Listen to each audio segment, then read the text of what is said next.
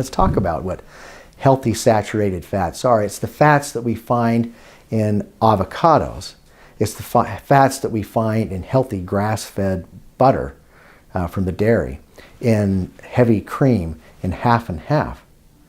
I always thought that waking up in the morning and pouring a big bowl of honey crunches of oats that's just teeming with tablespoons of sugar, but we want to put skim milk on that because skim milk is low in fat. When it turns out you're putting that cereal in your mouth and it's turning into fat, when it's the exact opposite. You should be eating foods like berries with more saturated fat so you can get the energy you need. You can give your body the energy packets that it wants, and you don't cause your insulin to spike and your peripheral insulin resistance to go. So think of how we've got things so backwards. Next time you walk down the center aisle of a grocery store, just look at the labels. Everything has corn-based chemicals, high fructose corn syrup. It makes food taste wonderful. As a matter of fact, it was in the 60s when President Nixon was told by his agricultural secretary, look, we've got to make food less expensive. Food was just skyrocketing in cost.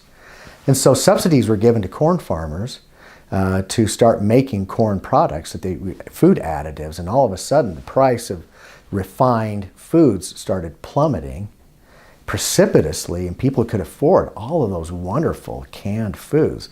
Thing is, when you look at the ingredients, look at the carbohydrates, don't look at the calories. You can live a lifestyle where you never have to count calories again.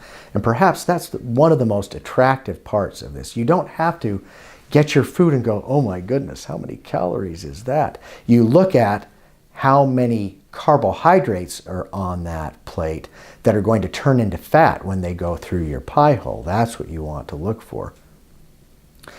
And so what happened after the 60s, President Eisenhower had just died from a heart attack. They blamed that on the fact that he had steak once a day. It wouldn't be the 4 packs of cigarettes that he consumed every day causing carbon monoxide damage to his coronary arteries. No, it was the fat from the meat he was eating. And then in tandem with that, President Nixon and his Secretary of Agriculture started the subsidized contracts with farmers of corn, and before you know it, we had 4 decades of an American public convinced that you can sit down and eat a big old plate of refined rice and white bread and pastas made from that white flour, but you don't want to put butter on there, and you're going to be just fine. And now we finally understand that it's completely backwards. That pyramid that says a little bit of fat and oh, all of those breads and cereals, it's completely bogus.